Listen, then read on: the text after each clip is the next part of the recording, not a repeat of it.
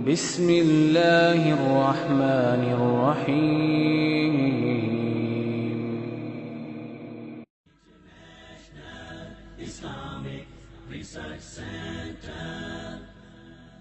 ابن ماجہ کی روایت ہے، آپ صلی اللہ علیہ وسلم نے نیک بیوی کی خوبیاں بیان کرتے ہوئے فرمایا، مومن کے لیے خوف خدا کے بعد سب سے زیادہ مفید اور باعث خیر نعمت نیک بیوی ہے. جب وہ اس سے کسی کام کو کہے تو خوشی سے کر دے، جب وہ اس پر نگاہ ڈالے تو اس کو خوش کر دے. یعنی بیوی کا حال حلیہ بھی ایسا ہونا چاہیے کہ جو شوہر کو خوش کرے، نہ کہ گھر میں میلی کچیلی اور ساری زیب و زینت بازار کے لیے. اور جب وہ اس کے بھروسے پر قسم کھا بیٹھے تو وہ اس کی قسم پوری کر دے. جب وہ کہیں چلا جائے تو وہ اس کے پیچھے اپنی عزت و آبرو کی حفاظت کرے، اور شوہر کے مال اور اسباب کی نگرانی میں شوہر کی خیرخواہ اور وفادار رہے. تو یہ ہیں ایک اچھی بیوی کی خصوصیات جو نبی صلی اللہ علیہ وسلم نے فرمائی، جو اس آیت کی بہترین وضاحت کرتی ہیں. نمبر 1 اطاعت. اور اطاعت میں کیا کہ کوئی کام کہے تو خوشی سے کرے. اور نمبر 2 اگر وہ بیوی کے بھروسے پہ قسم کھا بیٹھے تو اس کی قسم پوری کر دے. اور اس اطاعت میں صرف یہ اطاعت ہی نہیں آتی کہ وہ کہے کھانا لا دو تو لا کے رکھ دے، اور وہ کہے کہ بازار چلو تو ساتھ چل دے. اس اطاعت میں شوہر کی جسمانی ضرورت پوری کرنے کی اطاعت بھی شامل ہے، جسے بعض اوقات بہت سی پڑھی لکھی خواتین اپنے حق میں ایک ظلم سمجھنے لگتی. ایک دفعہ کہیں میری ملاقات ایک خاتون سے ہوئی، کیمبرج یونیورسٹی سے انہوں نے لا میں ایم فل کیا تھا. تو مجھ سے کہنے لگی کہ میرا ایک مسئلہ ہے. میں نے کہا بتائیے. کہنے لگی کہ میرا شوہر مجھے ریپ کرتا ہے میری مرضی کے بغیر. میں نے کہا قانون پڑھ کے قانونی ٹرمز ہی گھر میں بھی استعمال ہوں گی. شوہر اور ریپ، میرا تو سر چکرا گیا.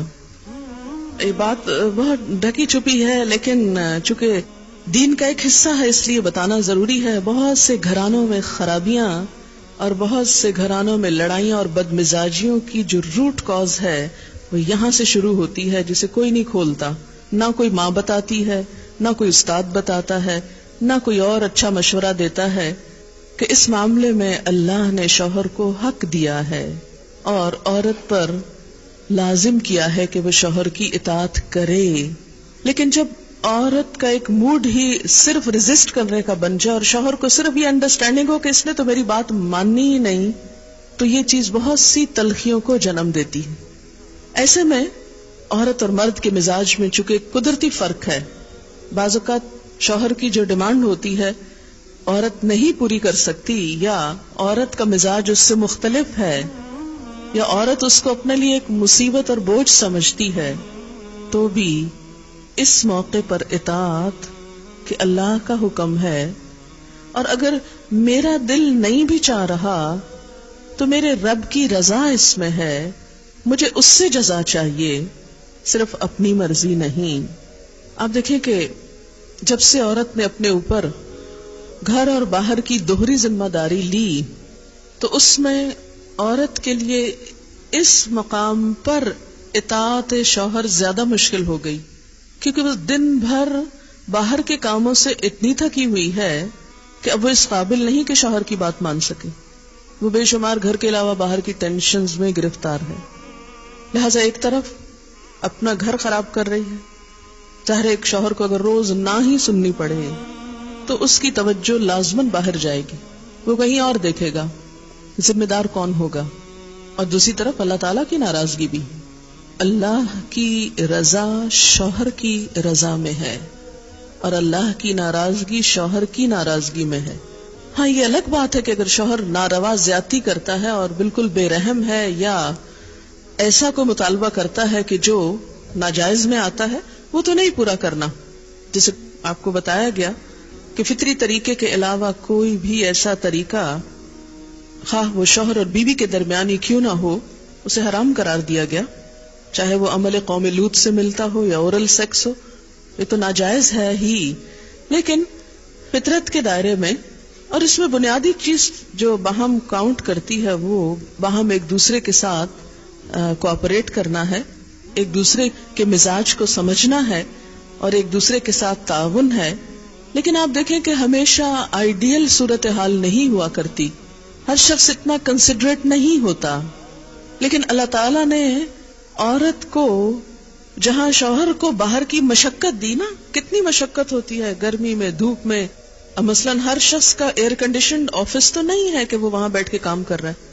بہت سے مرد سڑکوں پہ سڑکیں بنا رہے ہیں دھوپ میں کھڑے ہو کر، کچھ کھیتوں میں کام کر رہے ہیں، کٹائیاں کر رہے ہیں فصلوں کی، کوئی اور مکان بنا رہے ہیں، دھوپ میں کام کر رہے ہیں. تو مرد اگر سارے دن کی باہر مشقت کرتا ہے تو وہ بھی ایک پینفل کام ہے، اور اس نے محنت کی اور بیوی کے لیے سارا آرام فراہم کیا، کھانا پینا باقی ضروریات. اب اگر بیوی کو اس کا مطالبہ پورا کرنے میں تھوڑی تکلیف ہو رہی ہے تو کیا ہوا کہ موڈ نہیں ہے، دل نہیں مان رہا، تو کیا ہوا؟ نہ صحیح. لیکن اس کے باوجود جو عورت یہ سمجھتی ہے کہ میں اپنے موڈ کے خلاف جا کر بھی اگر اپنے شوہر کو راضی کرتی ہوں تو یہ میرے رب کی رضا حاصل کرنے کا ایک ذریعہ ہے، تو آپ دیکھیں کہ یہ وہ چیز ہے جس کا صلہ آپ کو اللہ دنیا میں دے دے گا، کیونکہ آپ یہاں صرف شوہر کی نہیں اللہ کی بھی اطاعت کر رہی ہیں. کیونکہ ایک مسلمان عورت کو اس کے رب نے یہ حکم دیا ہے. اور اس میں وہ حدیث آپ نے سن رکھی ہوگی اور عورتوں کو سنانے میں بڑی مشکل پیش آتی ہے مجھے ہمیشہ، اور عورتیں ایک دم اوفینڈ ہونے لگتی ہیں. لیکن بات یہ ہے کہ چونکہ اللہ کے رسول صلی اللہ علیہ وسلم نے فرمایا ہے اور ہم ان کا نام سن سن کے روتے ہیں محبت میں اور نعتیں سن سن کے جھومتے ہیں، تو یہ حکم بھی آپ کا مان لینا چاہیے اور اس حدیث کو بھی سن لینا چاہیے اتنی ہی خوشی سے جتنی خوشی سے ایک نعت سنتے ہیں. نبی صلی اللہ علیہ وسلم نے فرمایا جب مرد اپنی بیوی کو اپنے بستر پر بلائے اور وہ نہ آئے تو صبح تک فرشتے اس پر لعنت کرتے ہیں. بخاری کی روایت ہے، کتاب النکاح. ٹھیک ہے اس میں کہ اگر بیوی بیمار ہے یا اسے کوئی ایسی تکلیف ہے یا کوئی جینون ریزن ہے تو اس میں اللہ تعالیٰ اتنے بے رحم نہیں ہے کہ وہ دیکھ رہے ہیں کہ ایک عورت بخار میں پڑی ہے اور اس کا شوہر اس سے مطالبہ کر رہا ہے اور عورت نے نہیں مانا تو اس پہ لعنت بھجوانی شروع کر دی جائے. نہیں، یہاں ایک نارمل حالات کی بات ہے. ایک عام حالات میں ایک عورت اگر اطاعت نہیں کرتی یا بات نہیں مانتی، اور اسی لیے ایک اور حدیث ہے، حضرت ابو ہریرہ کہتے ہیں کہ آپ صلی اللہ علیہ وسلم نے فرمایا اگر عورت کا خاوند اس کے پاس موجود ہو تو وہ اس کی اجازت کے بغیر نفلی روزہ نہ رکھے. تو گویا شوہر کی اطاعت نمبر 1 عام روزمرہ زندگی کے کاموں میں کوآپریشن، اطاعت بمانا کوآپریشن ہے. طوعاً کا مطلب ہوتا ہے خوشی سے کام کرنا. نمبر 2 اس کی خاص ضرورت یا تقاضے کو پورا کرنے میں اطاعت. ہاں، کہاں اطاعت نہیں؟ جب وہ کوئی حرام کام کرنے کو کہے، جب وہ کوئی ناجائز کام کرنے کو کہے، جب وہ اللہ اور اس کے رسول صلی اللہ علیہ وسلم کی مرضی کے خلاف کام کرنے کو کہے. لا طاعت لمخلوق فی معصیت الخالق. مخلوق کی اطاعت جائز نہیں خالق کی نافرمانی میں. اگر اللہ تعالیٰ کسی کام پہ ناراض ہے وہ اطاعت جائز ہے. بہت سی خواتین کو دیکھا ہے جہاں اللہ کی نافرمانی ہو رہی ہے وہاں تو شوہر کی بات بھاگ بھاگ کے مانی جا رہی ہے، اس لیے کہ وہ اپنے نفس کے مطابق ہے نا. آپ سب جانتے ہیں کہاں کہاں. لیکن جہاں شوہر کی اطاعت اللہ کی رضا کے مطابق ہے لیکن ہماری رضا کے خلاف ہے تو پھر ہم وہاں نہیں بات مانتے. تو بسا اوقات ہم بظاہر اللہ کی رضا کا لیبل تو لگاتے ہیں، ہوتی اندر سے اپنے نفس کی اطاعت ہے، اور بعض اوقات شوہر کی اطاعت کا لیبل لگاتے ہیں لیکن وہاں بھی اصل میں نفس کی اطاعت ہوتی ہے کہ ہمارا اپنا دل وہی چاہ رہا ہوتا ہے جو شوہر چاہتا ہے اس وقت. بعض اوقات کئی غلط کام شوہر چاہتے ہیں نا کہ بیوی کرے، ہم خود بھی وہ چاہ رہے ہوتے ہیں ساتھ، اس لیے آڑ لے لیتے ہیں جی شوہر نہیں مانتے. مثلا سر ڈھکنا شوہر کو پسند نہیں، کیا کریں، اب شوہر کی اطاعت بھی تو اللہ ہی نے کہا. یہاں شوہر کی ہم 100% اطاعت کو تیار ہو جاتے ہیں کیونکہ اندر سے اپنا دل جو ساتھ ہے. لیکن جب رات کو شوہر بلائے وہاں اپنا دل نہیں، لہذا چاہے اللہ تعالیٰ کتنا ہی فرمائے سب اطاعت بھول جاتے ہیں. تو ایک مسلمان عورت، ایک فرما بردار عورت شوہر کے لیے اطاعت گزار ہے. میں کہتی ہوں کہ اگر عورتیں صرف اس آیت کے چھوٹے سے حصے جو 2 لفظ پر مبنی ہے فالصالحات کان اطاعت پر عمل کریں ان کے گھریلو زندگی کے 50% مسائل خود حل ہو جائیں گے، آدھے مسئلے یہیں سے حل ہو جائیں گے. کیونکہ مرد سیٹسفائیڈ ہوگا، اس کی نگاہیں اور عزت محفوظ ہوگی، تو وہ اپنا کوئی بھی کام دل جمی سے کر سکے گا. اگر وہ مطمئن نہیں گھر کی طرف سے، تو گھر تو کیا باہر بھی وہ کام درست طور پر نہیں کر سکے گا. تو فالصالحات قانتات، نیک عورتیں فرما بردار ہوتی ہیں. ایک حدیث میں آتا ہے کہ 2 لوگوں کی نمازیں ان کے سروں سے اوپر نہیں جاتی، ادھر ہی رہتی ہیں ان کے پاس ہی، یعنی قبول نہیں ہوتی. مراد ہے ایک وہ عورت جو اپنے شوہر کی نافرمان ہو. پھر یاد رکھیں وہ شرط کے ساتھ، اللہ کی نافرمانی میں نہیں، اللہ کی فرما برداری میں شوہر کی فرما برداری. اللہ تعالیٰ کی ذات اوپر ہے، جو حکم شوہر کا اللہ کی مرضی کے مطابق ہوگا اس کو ماننا. لیکن ایک بات اللہ کی مرضی کے مطابق ہے لیکن شوہر کی بات نہیں مانی جا رہی، تو ایسی عورت کی نماز اس کے سر سے اوپر نہیں جاتی. اور دوسرے اس غلام کی نماز جو اپنے آقا سے بھاگ جائے جب تک کہ واپس نہ آ جائے. ایک اور حدیث میں آتا ہے عورت شوہر کے معاملے میں کسی دوسرے کی بات نہ مانے، کسی دوسرے کی، حتیٰ کہ پیرنٹس کی بھی. آپ کو پتا ہے کہ والدین کی اطاعت فرض ہے. اللہ تعالیٰ نے قرآن پاک میں کیا کہا؟ اللہ کی عبادت کرو اور ماں باپ کی بات مانو. لیکن جب ایک عورت کی شادی ہو جاتی ہے تو اب اس کے لیے اس کا اصل گھر کون سا ہے؟ شوہر کا گھر ہے. اور اب اس کے لیے والدین کی اطاعت سیکنڈری ہے، شوہر کی اطاعت نمبر 1 ہو گئی ہے. پہلے والدین اس کی کفالت کر رہے تھے، اب شوہر اس کی کفالت کر رہا ہے. اب ایک نیا گھر بن رہا ہے. اس کے ڈسپلن میں کیا ہے کہ بیوی شوہر کی بات مانے، نہ کہ میکے کی ڈکٹیشن لیتی رہے روز ٹیلی فون پر. آج کل جتنے کمیونیکیشن کے ذرائع بڑھ گئے اتنے ہی مسائل بڑھ گئے. اور اس کی ایک بنیادی وجہ کیا ہے کہ اچھے مشورے تو کم ہی ملتے ہیں. زیادہ تر ٹیلی فون بھی غیبت پروموٹ کرنے کا ذریعہ بن گئے کہ اس میں جو گفتگو ہوتی ہے، کبھی آپ کراس ٹاکنگ کسی کی سنیں، بعض اوقات نہیں دل بھی چاہ رہا تھا مگر سن رہے ہوتے تو آپ دیکھیں کہ لوگ جو عمومی طور پہ باتیں کر رہے ہوتے ہیں وہ کیا ہوتی ہیں، اس نے یہ کر دیا، اس نے وہ کر دیا، اس کا یہ. تو شادی کے بعد شوہر اور بیوی کو کیا چاہیے؟ باہم ایک دوسرے کو اعتماد ملے، اپنے مسئلے مسائل باہم حل کرے. خصوصاً پیرنٹس تک معاملہ کم سے کم جائے، نہ ہی جائے تو اچھا ہے، کیونکہ بہت جذباتی ہوتے ہیں نا ماں باپ بچوں کی محبت میں.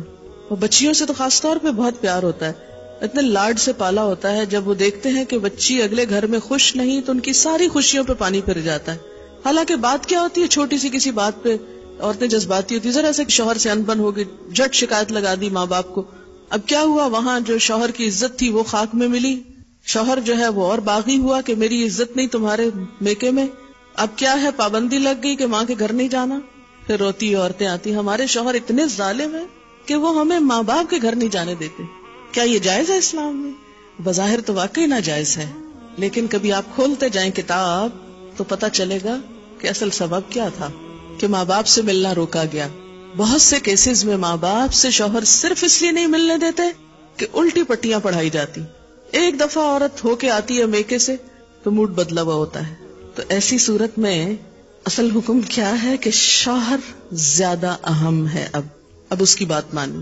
اور یہ کیوں اتنا سخت ڈسپلن رکھا گیا؟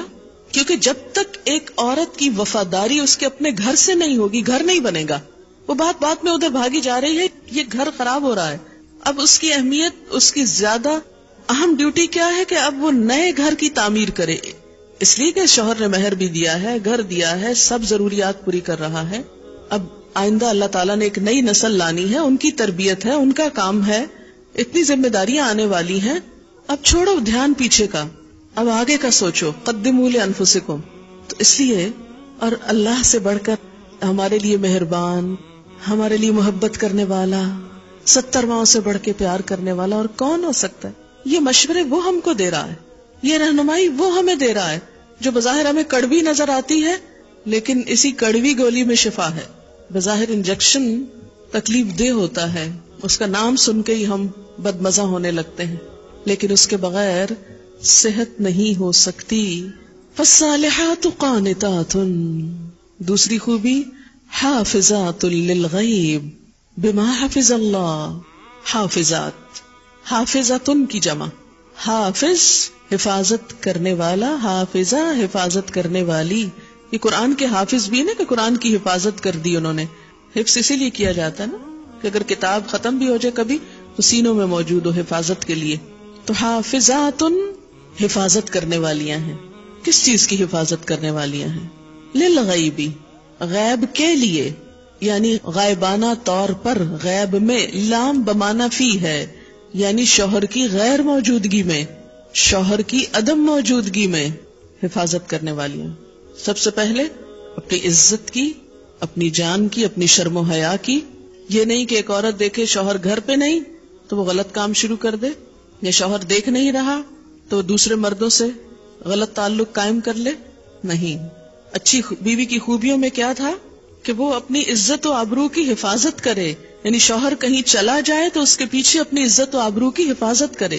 حافظات، تو سب سے پہلے اپنی عزت و آبرو، شرم و حیا کی حفاظت، کہ کوئی دوسرا مرد اس کی زندگی میں نہ آئے، نہ اس کے خیالوں میں، نہ اس کے خوابوں میں، نہ اس کی اور کسی چیز میں.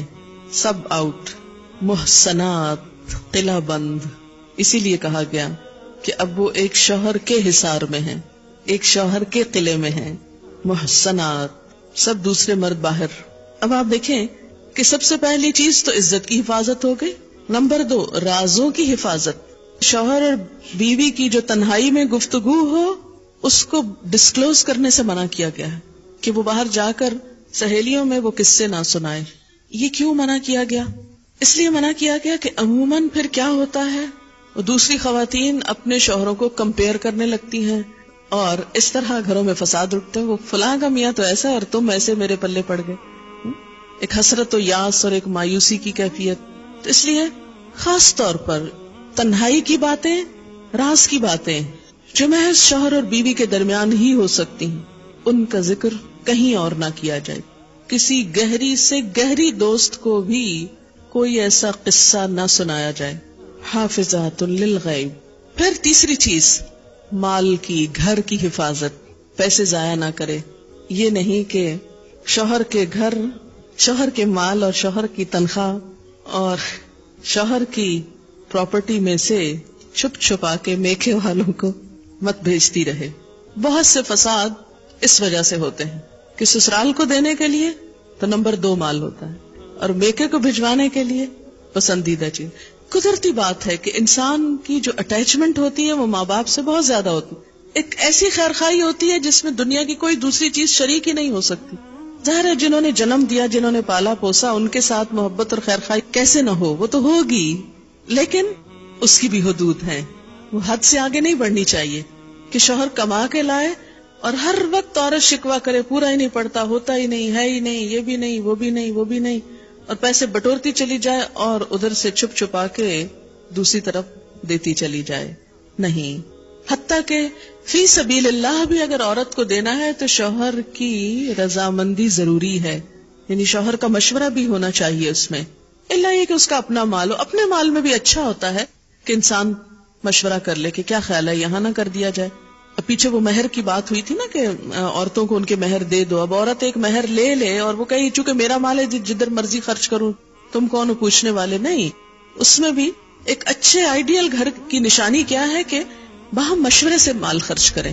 تو اللہ کی راہ میں دینے کے لیے بھی چھوٹا موٹا تو دینا جو ہے، جیسے صدقہ خیرات میں جیسے کوئی فقیر آ گیا کھانا کھلا دیا، کچھ راہ چلتے ہوئے کسی نے گاڑی کا دروازہ آپ کا نوک کیا، آپ نے کچھ نکال کے دے دیا. چھوٹی موٹی چیزوں میں تو ایک باہمی انڈرسٹینڈنگ ہوتی ہی ہے، لیکن بڑی اماؤنٹس خرچ کرنے میں کہ جس میں پتا ہو کہ شوہر مائنڈ کرے گا تو نہیں دینی چاہیے، اور خصوصاً اس کے مال میں سے. اور اسی طرح میکے کو دیتے وقت بہت ہی احتیاط کی ضرورت ہے. کوئی بھی چیز دینا ہو. ہماری ایک دوست نے، بزرگ دوست ہیں، انہوں نے ایک بڑی اچھی بات بتائی تھی اور میں نے دیکھا کہ یہ اتنا خوبصورت زندگی کا اصول ہے، اگر اس پر عمل کیا جائے یا کیا جا سکے تو بہت سی بھلائیاں ہو سکتی. وہ کہتی ہیں کہ جب ہماری شادی ہوئی تو میں نے اپنے شوہر سے کہا آج کے بعد آپ کے خاندان کو لک آفٹر کرنا میری ذمہ داری اور میرے رشتہ داروں کا خیال رکھنا آپ کی ذمہ داری. کہتے ہیں کہ اس طرح ہم دونوں کے خاندانوں میں بڑی محبت پیدا ہوئی. کہتی کہ میں نے اپنی ذمہ داری لی کہ میں سب تحفے تحائف اپنے سسرال کو دوں گی اور میرے شوہر نے لی کہ وہ میرے بہن بھائیوں کو دیں گے. اب اس میں کیا ہے کہ دونوں ایک دوسرے کے خیال رکھ رہے ہیں، تو شوہر کو بہت خوشی ہوتی ہے جب اس کے بہن بھائیوں اور اس کے والدین اور اس کے رشتہ داروں کی کیئر کی جائے. اگر کوئی عورت شوہر کے دل میں جگہ بنانا چاہتی ہے تو اس کا بہترین نسخہ یہی ہے کہ اس کے رشتہ داروں، اس کے بہن بھائیوں کی قدردانی کریں، ان کا خیال رکھیں اور دل سے سنسیئر ہو جائیں ان کے لیے. اور اسی طرح بیوی کے لیے یہ بات بڑے اعزاز کی ہوتی ہے کہ اس کا شوہر اس کے بہن بھائیوں، پیرنٹس کا خیال رکھے اور ان کے لیے تحفے تحائف یا کچھ بھی لین دین کا وہ اہتمام کرے. تو اب آپ دیکھیں کہ جب آپ اپنے ہاتھ سے اپنے ماں باپ کو دیں گے تو وہ شک کی نگاہ سے دیکھے گا، جب وہ دے رہا ہوگا تو آپ چپ کر کے بیٹھی ہوگی، اچھا نہ دیکھا، پھر دے دیا وہ فلاں کو، پھر دے دیا فلاں، تو ضرور ایک بد اعتمادی سی رہتی. لیکن جب آپس میں اگر ممکن ہو، کوئی ایک ضروری نہیں کہ آپ امپوز کیا، لیکن ایک اچھا مشورہ بعض اوقات اچھا فائدہ دے جاتا. اگر ممکن ہو اور شوہر تعاون کرنے والا ہو تو آپس میں یہ طے کر لیجئے، تو اس سے بہت زیادہ خوشگواری آئے گی. کیونکہ ایک خاندان کی خوشگواری صرف ایک خاندان کے ساتھ نہیں ہوتی، ان کے آس پاس یعنی سسرال اور میکے دونوں کے ساتھ خوشگوار تعلقات اس بیچ کے خاندان کو خوشگوار بناتے ہیں. اور جتنا زیادہ انسان مل جل کر رہنا سیکھے اور ایک دوسرے کے حقوق کا لحاظ رکھے، اتنی ہی زیادہ خوشیاں آتی ہیں. تو فالصالحات قانتات حافظات للغیب، مال کی حفاظت. اور آخری چیز بچوں کی حفاظت، بچوں کی تربیت. بہت سے جھگڑوں اور کیسز میں دیکھا گیا ہے کہ شوہر کو شکایت ہوتی ہے کہ بیوی بچوں کا خیال نہیں رکھتی. کئی باپ بچوں کے معاملے میں بہت ٹچی ہوتے، بہت سینسیٹیو ہوتے ہیں، وہ ماں سے بھی زیادہ بڑھ کر ماں بنتے ہیں ان کے لیے. اور چھوٹی چھوٹی چیز میں اس کو دوا پلائی ہے کہ نہیں، اس نے کھانا کھایا ہے کہ نہیں، ہر وقت ان کا دھیان بچوں میں ہوتا ہے. بہت اچھی بات ہے. اب ایسی عورتوں کی زیادہ ہی شامت آتی ہے کہ جب شوہر بیوی کی بھی ذمہ داریاں لینے لگے بعضوں کا ضرورت سے زائد، تو اس میں یہ ہے کہ اگر بچہ کمزور ہو، اگر بچہ بیمار ہو تو ماں کی شامت آ جاتی ہے. لیکن یہ ہے کہ اصل ذمہ داری بچوں کے سلسلے میں ان کی تعلیم و تربیت کی ماں ہی کی بنتی ہے، اور اس میں اگر عورت کوتاہی کرے تو یہ چیز بھی گھر میں فساد کا سبب بنتی ہے. تو جو مائیں بچوں کی نگہداشت کرنا جانتی ہیں وہ گھر کو زیادہ بہتر خوشحال رکھ سکتی ہیں. اس میں آپ دیکھیں کہ حضور صلی اللہ علیہ وسلم نے قریش کی عورتوں کی تعریف فرمائی کہ قریش کی عورتیں کتنی اچھی عورتیں ہیں جو بچوں کے لیے انتہائی مہربان ہیں، ان کی کیئر کرنے والی. حافظات للغیب، للغیب میں کہ شوہر تو باہر کام کرنے گیا ہوا.